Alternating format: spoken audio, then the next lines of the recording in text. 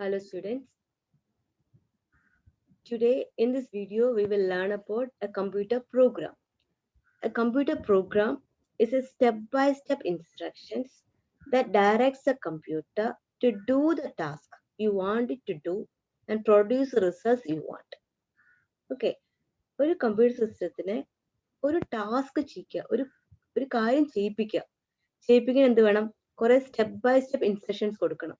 Computer ആ step by step എന്താണോ അതുപോലെ ചെയ്യുകയുള്ളൂ.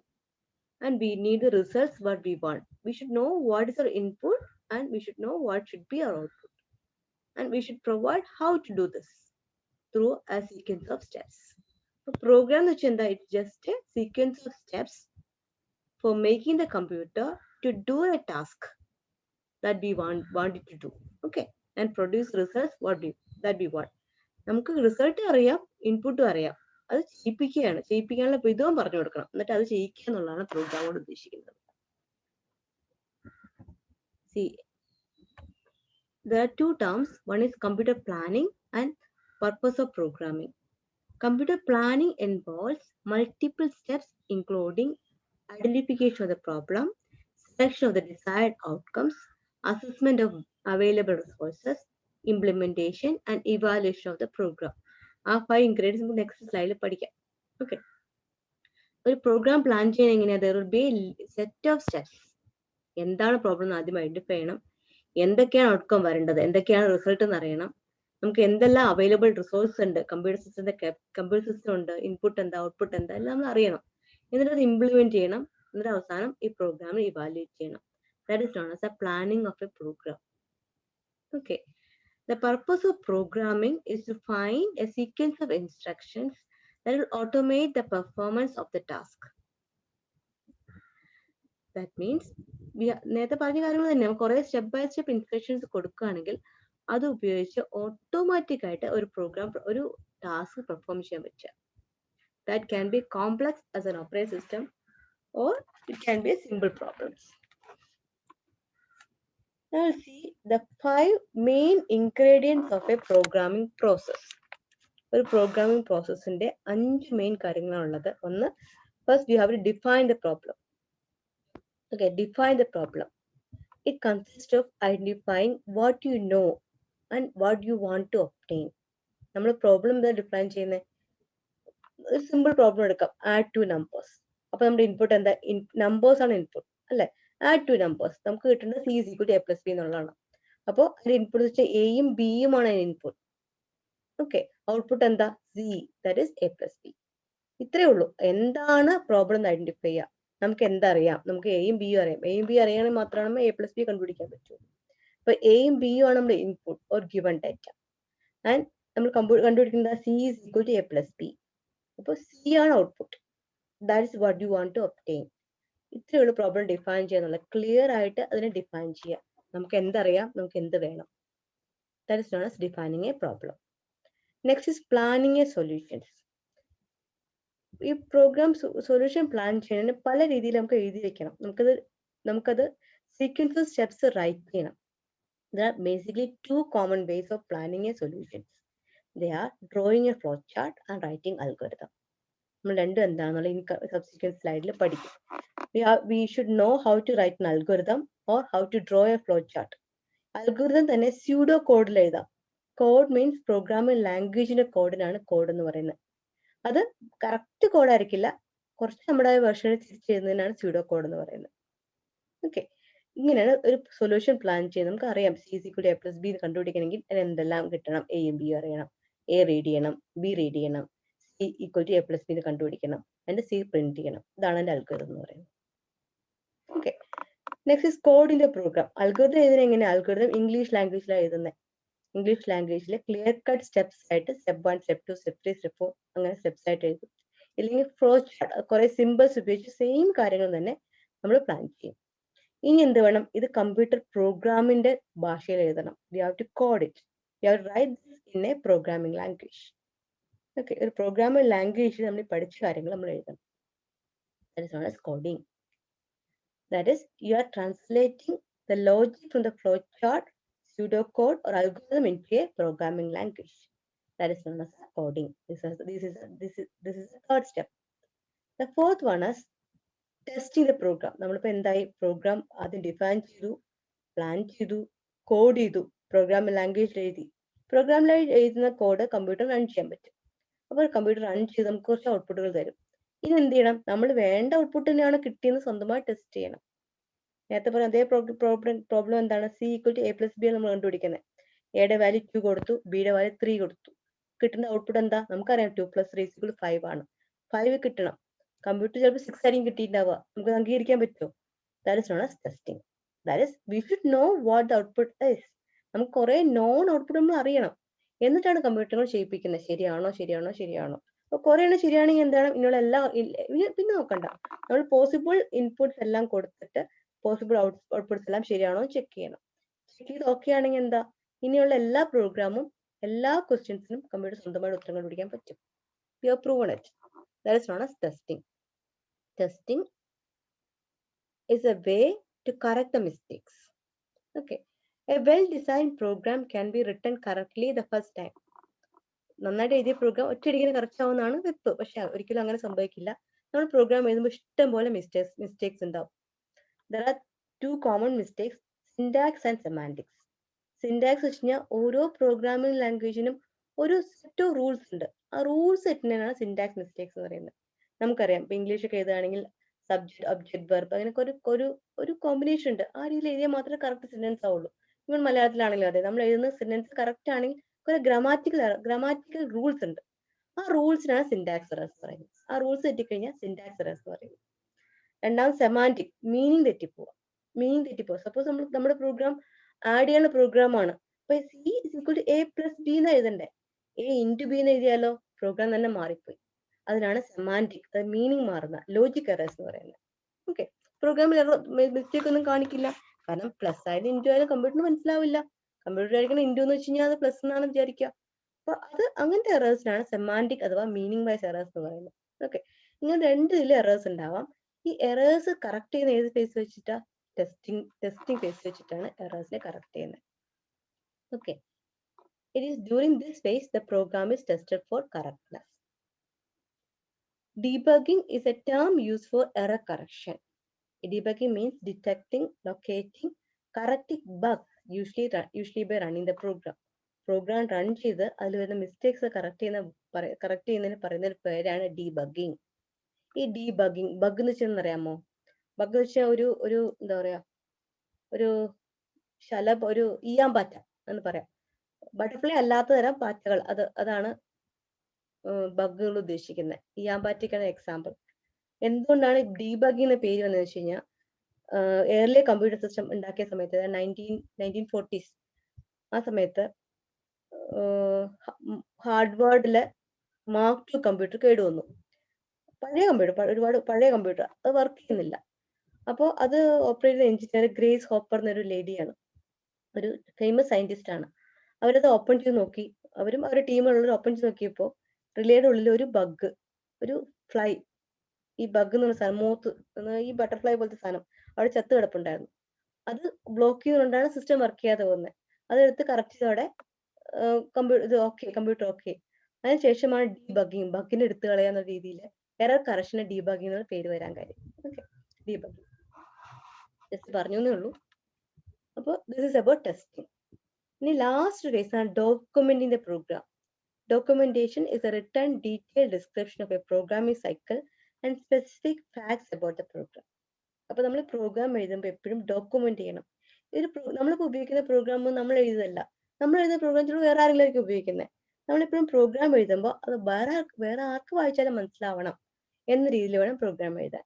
അപ്പോൾ ഓരോ സ്ഥലത്തും നമ്മൾ കമന്റ് ആയിട്ട് എഴുതി വെക്കും, this is the purpose of this program, ഈ കോഡ് ഇതാണ് ചെയ്യുന്നത്, ഈ കോഡ് ഇതാണ് ചെയ്യുന്നത്.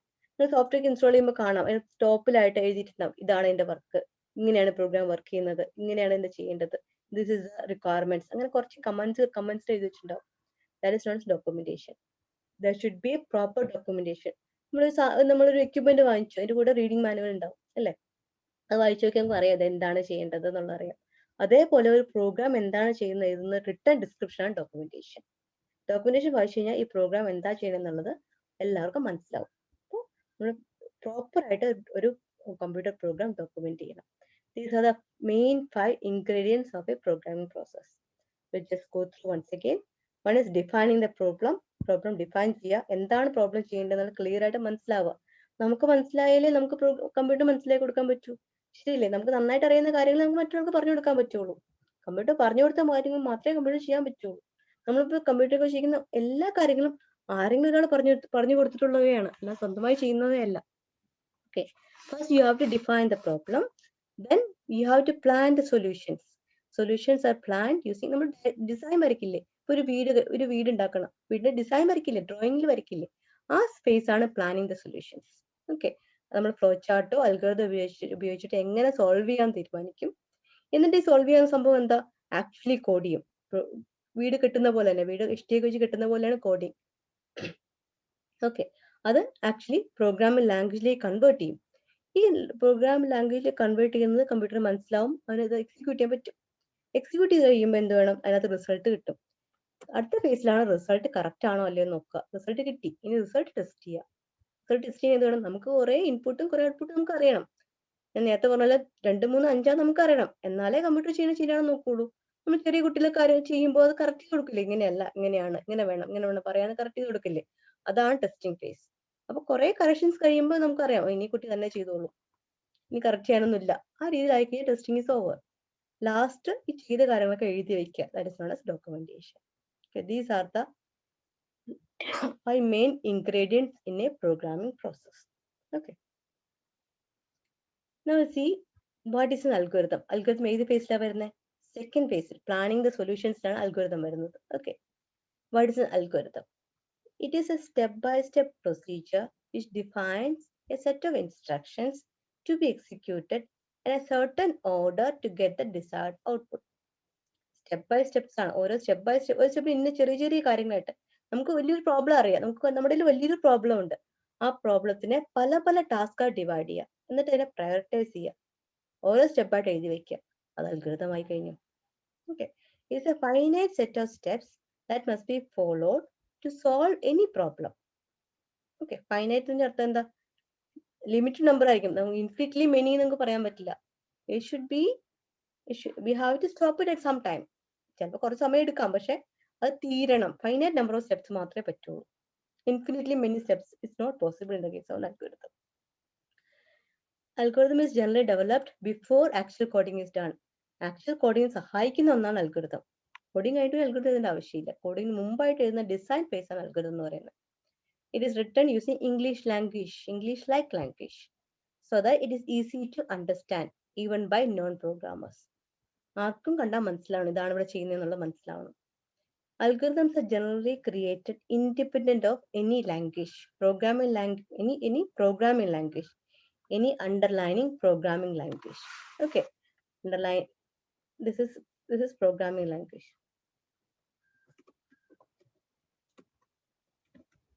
Not English, Hindi അങ്ങനത്തെ ലാംഗ്വേജ് അല്ല, പ്രോഗ്രാമിംഗ് ലാംഗ്വേജ് ആയിട്ട് ഡിപ്പെൻഡ് ആയിരിക്കില്ല. It can be implemented in more than one programming language. Algorithm generally independent ആണ്, നമുക്ക് ഏത് ലാംഗ്വേജിലേക്ക് വേണമെങ്കിലും കൺവേർട്ട് ചെയ്യാം. Okay, algorithm can be simple such as multiplying two numbers, or a complex process such as gaming or playing a video, compressed video, any complex task. Okay, simple ആവാം, complex ആവാം, പക്ഷെ algorithm well defined clear cut steps ആയിരിക്കണം. Let's see the characteristics of algorithm. Algorithm should have the following characteristics. What is unambiguous? Ambiguous is confusion. Unambiguous, it should be clear. Okay, very clear ആയിരിക്കണം. Algorithm should be clear and unambiguous. There should not be any confusion. ഒരു step പറയുമ്പോൾ ആ step clear ആയിരിക്കണം. അത് എയോ ബിയോ ആവാന്ന് പറയാൻ പറ്റില്ല. either A എന്ന് പറയാം or ബി. ആ വേ വളരെ ക്ലിയർ ആയിരിക്കണം. Unambiguous. There should not be any confusion. Okay. For example, നിങ്ങൾ ക്ലാസ്സിൽ ആഷിഖ് എന്ന് പറയുന്ന 2 കുട്ടികളും വിചാരിക്കും. അപ്പൊ ആഷിഖ് എന്ന ടീച്ചർ വിളിച്ചെന്താ അവിടെ കൺഫ്യൂഷനായി, ഏത് കുട്ടിയാണ് എഴുന്നേക്കേണ്ടതെന്നുള്ള കൺഫ്യൂഷനായി. അങ്ങനെ ഉണ്ടാവരുത്. ആഷിഖ് വിത്ത് റോൾ നമ്പർ വിളിക്കുക, അല്ലെങ്കിൽ ആഷിഖിന് ഫുൾ നെയിം വിളിക്കുക, അങ്ങനെ വേണം ചെയ്യാനായിട്ട്. അത് കൺഫ്യൂഷൻ ഉണ്ടാവരുത്, ക്ലിയർ ആയിരിക്കണം. ഒരു കാര്യം പറഞ്ഞാൽ ക്ലിയർ ആയിരിക്കണം. Each of the steps or phases and their inputs and output should be clear and must lead only to one meaning. അതാണ് അൺആംബിഗസ് അർത്ഥം. ഓരോ സ്റ്റെപ്പും അല്ലെങ്കിൽ ഓരോ ഫേസും അതിന്റെ ഇൻപുട്ടും ഔട്ട്പുട്ടും എല്ലാം വളരെ ക്ലിയർ ആയിരിക്കണം. അതിന് ഒറ്റ മീനിങ് ഉണ്ടാവാൻ പാടുള്ളൂ, ഒന്നിൽ കൂടുതൽ മീനിങ് ഉണ്ടാവരുത്. ആർക്കാണെങ്കിലും മനസ്സിലാവണം ഇതാണ് കിട്ടേണ്ടതെന്നുള്ളത്. Okay. Input. The algorithm should have 0 or more well-defined inputs. ചിലപ്പോൾ ഒരു ഇൻപുട്ട് ഇല്ലാതിരിക്കാം, അല്ലെങ്കിൽ ഇൻപുട്ടുകൾ കൊടുക്കാം, ഇൻപുട്ട് കൊടുക്കുകയോ കൊടുക്കാതിരിക്കുകയോ ചെയ്യാം. It can have 0 or more inputs. പക്ഷെ ഔട്ട്പുട്ട് ആണെങ്കിലോ, there should be at least one output. Algorithm should have 1 or more well-defined outputs. Okay. അൽഗോരിതത്തിന് ഒരു ഇൻപുട്ടെങ്കിലും ഒരു ഇൻപുട്ട് പോലും വേണമെന്നില്ല, പക്ഷെ ഒരു ഔട്ട്പുട്ടെങ്കിലും വേണം. Okay. It should match the desired output. എന്തെങ്കിലും ഔട്ട്പുട്ട് കിട്ടിയാൽ പോരാ, നമ്മൾ എന്ത് ആഗ്രഹിക്കുന്നു അതേ ഔട്ട്പുട്ട് വേണം കിട്ടാനായിട്ട്. ഫൈനൈറ്റ്, നമ്മൾ നേരത്തെ പറഞ്ഞ കാര്യങ്ങൾ തന്നെയാണ്. Algorithm must terminate after a finite number of steps. കുറച്ച് സ്റ്റെപ്സ് കഴിഞ്ഞാൽ തീർന്നിരിക്കണം. നമുക്ക് വേണമെങ്കിൽ പറയാം 10 സ്റ്റെപ്പിൽ തീർന്നു, 100 തീർന്നു, 200 തീർന്നു, 1000 തീർന്നു, അല്ലെങ്കിൽ 10,000 തീർന്നു, 1 lakh തീർന്നു, ഒന്നും പ്രശ്നമില്ല. പക്ഷെ there should be a number, should be finite. Next is feasible. Should be feasible with the available resources. നമ്മുടെ കമ്പ്യൂട്ടർ സിസ്റ്റം, നമ്മൾ കമ്പ്യൂട്ടർ സിസ്റ്റത്തിന്റെ കമ്പോണൻസ് നമ്മൾ പഠിച്ച ഇൻപുട്ട്, ഔട്ട്പുട്ട്, മെമ്മറി, സ്റ്റോറേജ് ഒക്കെ ഉണ്ട്. ആ റിസോഴ്സ് എല്ലാം ഒതുങ്ങുന്നതായിരിക്കണം. ഓക്കെ, അങ്ങനെ ആയിരിക്കണം അൽഗോരിതം എന്ന് പറയുന്നത്. Should be feasible with available resources. ഇവിടെ റിസോഴ്സ് ഉദ്ദേശിക്കുന്നത് എന്താ? It should be storage device, it should be processor, അതൊക്കെയാണ് റിസോഴ്സസ്. ഇൻപുട്ട് ഡിവൈസ്, നമുക്ക് കമ്പ്യൂട്ടർ സിസ്റ്റം ഉള്ള എന്തെല്ലാം ഉണ്ട്, കമ്പ്യൂട്ടർ സിസ്റ്റം വിഭവങ്ങൾ എന്തൊക്കെയാണ്, അതിൽ ഒതുങ്ങുന്നതായിരിക്കണം ഒരു അൽഗോരിതം എന്ന് പറയുന്നത്. And algorithm should be independent. It should be independent of any programming code. These are step-by-step instructions. നമുക്ക് ഏത് ലാംഗ്വേജിലും എഴുതാൻ പറ്റണം. This is the characteristics of an algorithm. Okay. Now just 3 terms to make it clear. Algorithm is a well-defined step-by-step procedure that allows a computer to solve a problem. നമുക്ക് മനസ്സിലായി കഴിഞ്ഞു. ഇനി വേറെ ടേമാണ് pseudo code. സാധാരണ question പേപ്പറിൽ pseudo code എന്താണെന്ന് ചോദിക്കും. Pseudo കോഡും അൽഗോരിതം തമ്മിൽ വലിയ വ്യത്യാസമൊന്നുമില്ല. അൽഗോരിതം നമുക്ക് എങ്ങനെ എഴുതാം, ഏത് ലാംഗ്വേജിലോ അല്ലെങ്കിൽ കുറച്ച് വിശദമായിട്ടോ ഒക്കെ എഴുതാം. സ്യൂഡോ കോഡ് കുറച്ചുകൂടി പ്രോഗ്രാമിംഗ് കോഡോട് സിമിലർ ആയിരിക്കും. This is a simpler version of a programming code in plain English, which uses short phrases to write code for a program before it is implemented in a specific programming language. It is written in a format similar to the structure of a programming language. അൽഗോരിതത്തിന്റെ കേസിൽ പ്രോഗ്രാമിംഗായിട്ട് യാതൊരു ബന്ധമില്ല, നമുക്ക് എങ്ങനെയുള്ള എഴുതാം. പക്ഷെ code ആകുമ്പോൾ, pseudo code ആകുമ്പോൾ പ്രോഗ്രാമിംഗ് കോഡിൽ ഉപയോഗിക്കുന്ന കുറച്ച് വാക്കുകളൊക്കെ ഇവിടെ കടം കൊള്ളാം, അതുപോലെയൊക്കെ എന്തെങ്കിലും എഴുതാം. എക്സാക്ട്ലി സിന്റാക്സ് ഒന്നും ഫോളോ ചെയ്യണമെന്നില്ല. അതായത് ഇംഗ്ലീഷ് ലൈക്കിൽ, ഫോർ എക്സാമ്പിൾ നമ്മൾ ഇംഗ്ലീഷ് ലാംഗ്വേജ് എഴുതുകയാണെങ്കിൽ ഇംഗ്ലീഷിലെ വാക്കുകളൊക്കെ ഉപയോഗിക്കാം, പക്ഷെ ഗ്രാമർ ഒന്നും ഉപയോഗിക്കേണ്ട. അതാണ് സ്യൂഡോ കോഡ് എന്ന് പറയുന്നത്. പ്രോഗ്രാം ആണെങ്കിലോ, program with exact code written for problem solving using all the rules of programming language. നമ്മൾ ഇംഗ്ലീഷ് ലാംഗ്വേജ് എഴുതുമ്പോൾ അതിന് ഗ്രാമർ എല്ലാം ഫോളോ ചെയ്യണം. അങ്ങനെ എഴുതുന്നതാണ് പ്രോഗ്രാം. ഗ്രാമർ നോക്കണ്ട, പക്ഷെ ഐഡിയ മാത്രം മനസ്സിലായാൽ മതി എഴുതി കഴിഞ്ഞാൽ അത് സ്യൂഡോ കോഡായി. അൽഗോരിതം ആകുമ്പോഴോ ഇംഗ്ലീഷിന് വേണമെന്നില്ല, നമുക്ക് ഏത് വേണമെങ്കിലും എഴുതാം. നമുക്ക് വിശദമായിട്ടോ അല്ലെങ്കിൽ കുറച്ച് ഡീറ്റെയിൽ ആയിട്ടോ ഒക്കെ ആണെങ്കിൽ എഴുതാം, കുറച്ച് ക്ലിയർ ആവുന്ന രീതിയിൽ എഴുതാം. Okay, pseudo code. Now see how an algorithm looks like. നമ്മൾ കുറെ കാര്യങ്ങൾ പഠിച്ചു, ഇത്രയും കോംപ്ലിക്കേഷൻ ഒന്നും ഇല്ല, നമുക്ക് അൽഗോരിതം വളരെ എളുപ്പമാണ്. This is a problem. This is our problem. We have defined a problem. Design an algorithm to add 2 numbers and display the result. Okay, algorithm എപ്പോഴും step 1 സ്റ്റാർട്ടും ലാസ്റ്റ് സ്റ്റെപ്പ് സ്റ്റോപ്പും ആയിരിക്കും. It starts with start the algorithm. ഇനി എന്ത് വേണം, നമുക്ക് എന്താ വേണ്ടേ, design algorithm to add 2 numbers. നമുക്ക് 2 number read ചെയ്യണം. ഓക്കെ, സ്റ്റെപ്പ് 2 എന്താ, get the values of the numbers a and b. ഇത് ഗെറ്റ് എന്ന് എഴുതുന്നില്ല, we can read the values of A and B എന്ന് എഴുതാം. അല്ലെങ്കിൽ സ്റ്റെപ്പ് 2 റീഡ് എ എഴുതാം, സ്റ്റെപ്പ് 3 റീഡ് ബി എഴുതാം, അതൊന്നും ഒരു പ്രശ്നമില്ല. വി ക്യാൻ, അത് ചെറുതായിരിക്കണം, ഒരുപാട് കോംപ്ലിക്കേറ്റഡ് ടാസ്ക് ഒരു സ്റ്റെപ്പ് എഴുതിക്കൂടാ. പക്ഷെ നമുക്ക് 1-2 സ്റ്റെപ്പുകൾ കമ്പൈൻ ചെയ്യാം. നമുക്ക് വേണമെങ്കിൽ ഇവിടെ step 1 start, step 2 get A, step 3 get B എഴുതാം, നോ പ്രോബ്ലം. രണ്ടും ഒരേ നേച്ചർ ആയതുകൊണ്ട് നമുക്ക് get the values of A and B എന്ന് എഴുതി. ഓക്കെ, ഇനി എന്ത് വേണം, തേർഡില് നമുക്ക് 2 നമ്പർ ആഡ് ചെയ്യണം, calculate C equal to A plus B. ഇനി എന്ത് വേണം, print C, that is display the result. This is we are displaying the result, display the result, print C. This is algorithm. ഈ പറഞ്ഞ അത്രയും ഒരു പ്രയാസവും ഇല്ല. നമ്മൾ എന്ത് ചെയ്യണം, അത് ഈ പറഞ്ഞ പ്രോബ്ലത്തിനെ design algorithm to add 2 numbers and display the result എന്നുള്ള പ്രോബ്ലത്തിനെ കുറച്ച് കൊച്ചു ടാസ്ക് ആയി ഡിവൈഡ് ചെയ്ത് ഓരോ സ്റ്റെപ്പ് ബൈ സ്റ്റെപ്പ് ആയിട്ട് എഴുതി ഇൻ ദ കറക്റ്റ് ഓർഡർ. അപ്പൊ അൽഗോരിതം എങ്ങനെ ആദ്യം വർക്ക് ചെയ്യുക, അത് സ്റ്റെപ്പ് 1 ആണ്, 2 3 4 5 ഈ കറക്റ്റ് ഓർഡറിലാക്കി താഴേക്ക് പോവുക.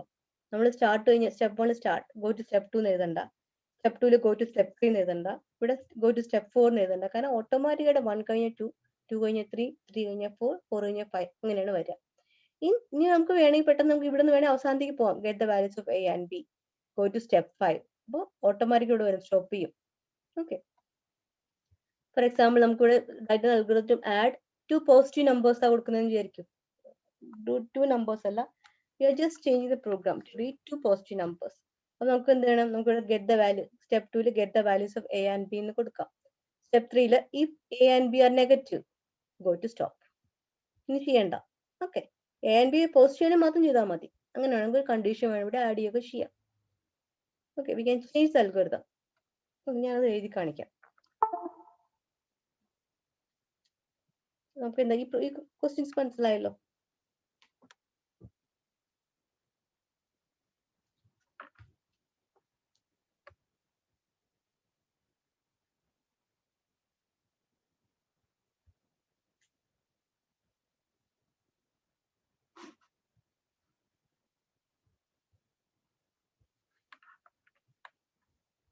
Okay.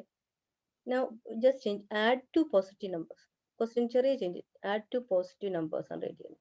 അപ്പോൾ സ്റ്റെപ്പ് 1 മാറ്റം ഉണ്ടോ? സ്റ്റെപ്പ് 1 ചെയ്താണ്. സ്റ്റെപ്പ് 2 മാറ്റൊന്നുമില്ല.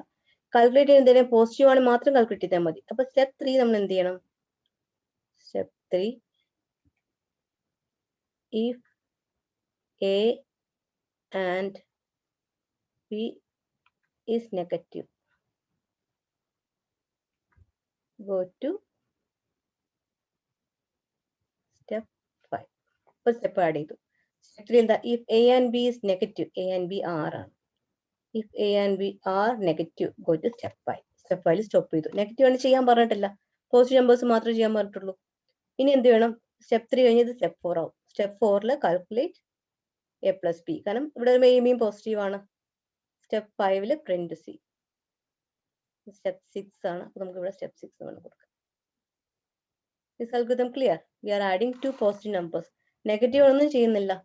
അപ്പൊ എങ്ങനെ step 1 start, step 2 get values of A and B, step 3 if A and B are negative go to step 6. Stop ചെയ്തു. അപ്പൊ സ്റ്റെപ്പ് 3 കഴിഞ്ഞ് step 4 A and B negative അല്ലെങ്കിലോ നമുക്ക് സ്റ്റെപ്പ് 4 വരും. Calculate C is equal to A plus B, print C stop. രണ്ട് വിധത്തിൽ സ്റ്റോപ്പിലേക്ക് എത്താം. നമുക്ക് സ്റ്റെപ്പ് 3 ഇങ്ങനെ എഴുതണമെന്നില്ല. If A and B are positive go to next step, അങ്ങനെയും കൊടുക്കാം. ഓക്കെ. ഇതിലൊന്നും ഒരു എന്താ വെച്ചാൽ എക്സാക്ട് പല രീതിയിൽ നമുക്ക് അൽഗോരിതം എഴുതാം. എല്ലാത്തിനും മീനിങ് ഒന്ന് തന്നെയായിരിക്കും. This is how algorithm looks like.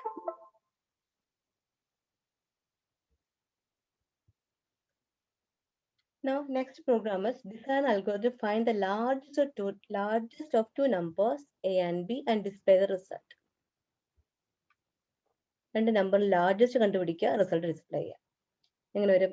Read start, read A and B, if A is greater than B go to step 5. Print. നമുക്ക് എന്താ വേണ്ടേ? ചെയ്യുന്ന എയും ബിയും ഉണ്ട്. എ ആണ് ഗ്രേറ്റർ ആണെങ്കിൽ, എ ഗ്രേറ്റർ ദാൻ ബി ആണെങ്കിൽ എന്ത് വേണം? എ പ്രിന്റ് ചെയ്യണം, അല്ലെങ്കിലോ ബി പ്രിന്റ് ചെയ്യണം. ഇതാണ് ചെയ്യേണ്ടത്. അപ്പൊ സ്റ്റാർട്ട് ചെയ്തു, read A and B, if A greater than B go to step 5. Step 5 print ചെയ്യും, എ പ്രിന്റ് ചെയ്യും. ഓക്കെ. അടുത്താണെങ്കിലോ സ്റ്റെപ്പ് 4 ഓട്ടോമാറ്റിക്കായിട്ട് നമുക്ക് 1 കഴിഞ്ഞ് 2 കഴിഞ്ഞ് 3 കഴിഞ്ഞ് 4 വന്നോളും. ഇപ്പൊ എ ഗ്രേറ്റർ ദാൻ ബി ആണെങ്കിൽ go to step 5. Step 5 print ചെയ്തു. എ ലെസ് ദാൻ ബി ആണെങ്കിലോ ഈ ഗോ ടു സ്റ്റെപ്പ് 5 ചെയ്യില്ല. അപ്പൊ സ്റ്റെപ്പ് 4 ഓട്ടോമാറ്റിക് വരും, ബി പ്രിന്റ് ചെയ്യും. That means if A greater than B we are printing this, else we are printing this, അല്ലെങ്കിൽ ഇത് പ്രിന്റ് ചെയ്യാം. ഓക്കെ.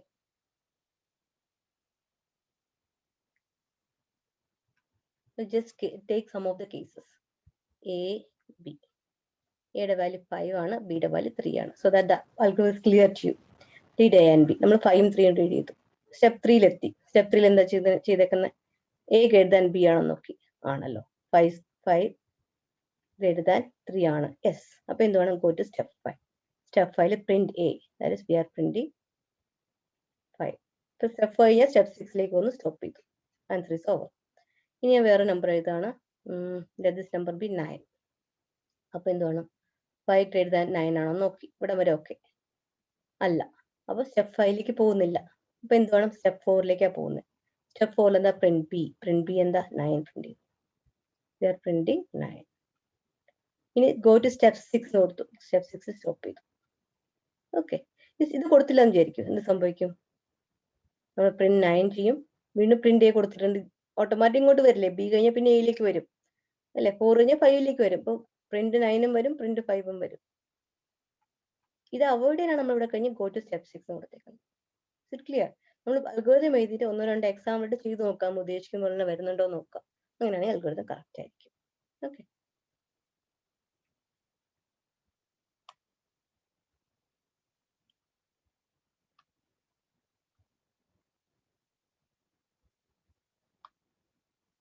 കുറച്ചൊരു കോംപ്ലിക്കേറ്റഡ് പ്രോബ്ലം ആണിത്.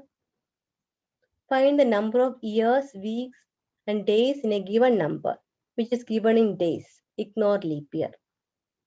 ഓക്കെ, നമ്മൾ കുറച്ച് നമ്പേഴ്സ് കൊടുത്തിട്ടുണ്ട്. അത് ഫോർ എക്സാമ്പിൾ 366 കൊടുത്തിരിക്കുന്നത് വിചാരിക്കും.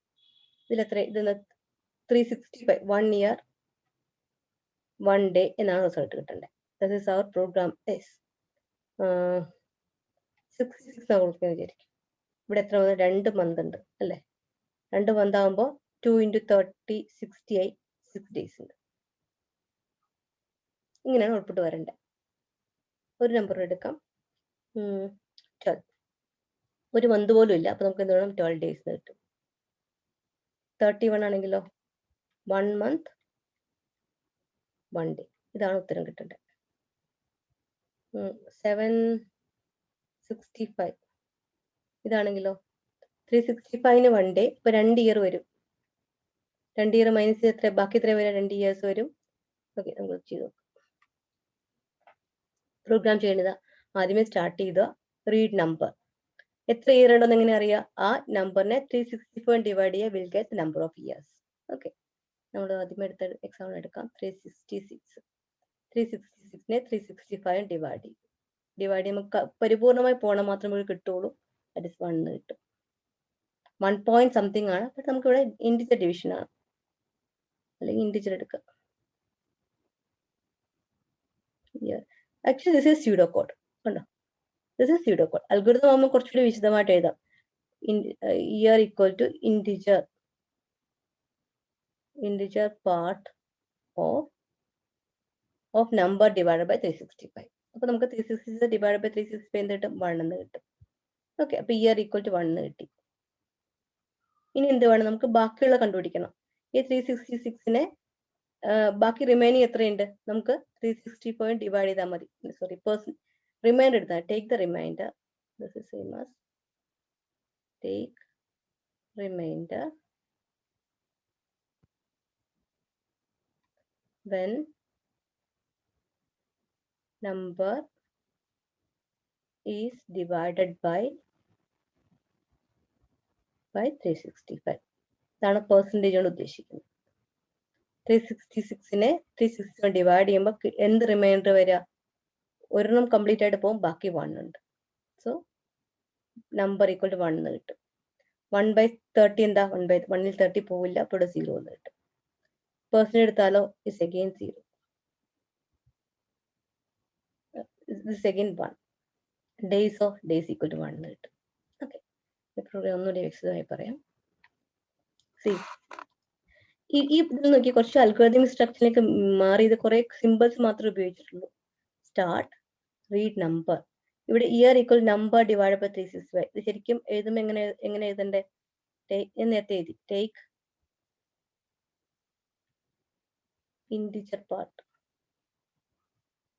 integer part when number divided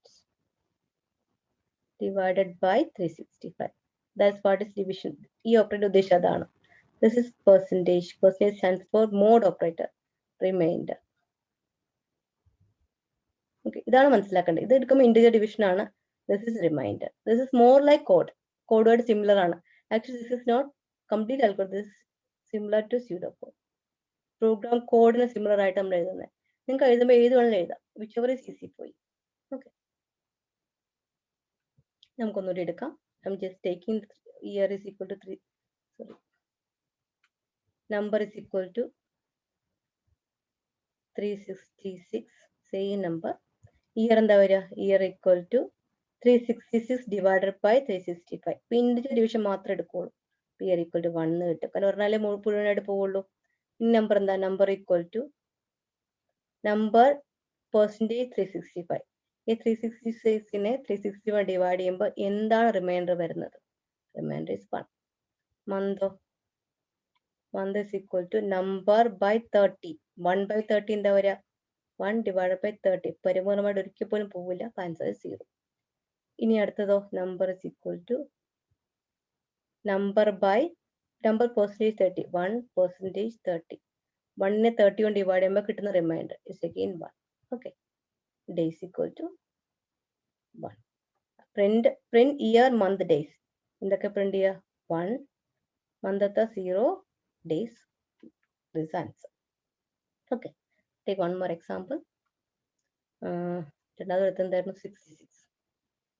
Number is equal to 66. Year and the year is equal to 66 by 365. പരിപൂർണമായിട്ട് പോവില്ല. So answer is 0. Number equal to number percentage 365. 66% 365.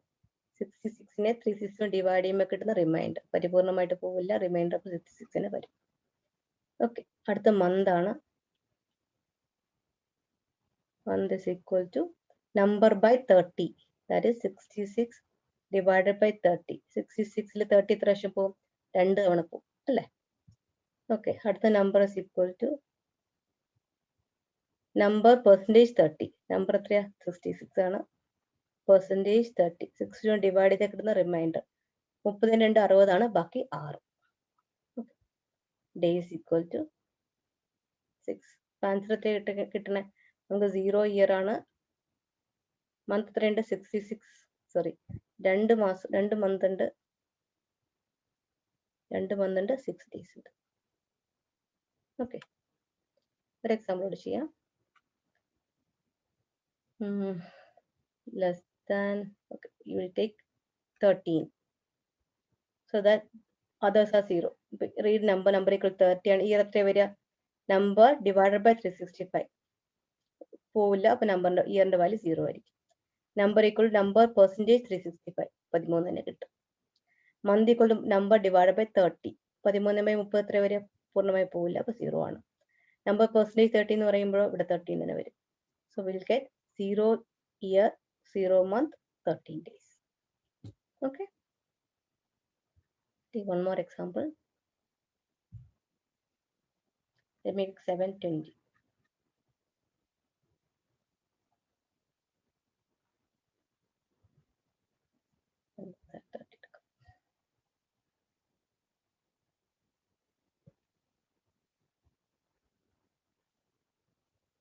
$730.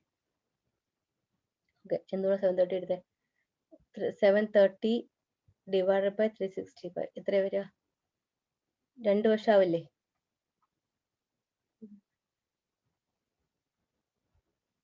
Okay, 2 years. ഇവിടെ വരുമ്പോഴോ? ഇവിടെ നമ്പർ എത്ര വരിക? Number equal number percentage 365 divide ചെയ്ത് reminder എന്താ? Reminder ഇല്ല. Reminder 0 എന്ന് കിട്ടും. മന്തോ 0 by 30 0 കിട്ടും. Percentage 30 0 കിട്ടും. Days of 0 കിട്ടും. So year 2 month 0 day 0. So hope this program, this algorithm is clear to you. Okay, we'll stop here. We'll learn about flowchart in our next class. Thank you.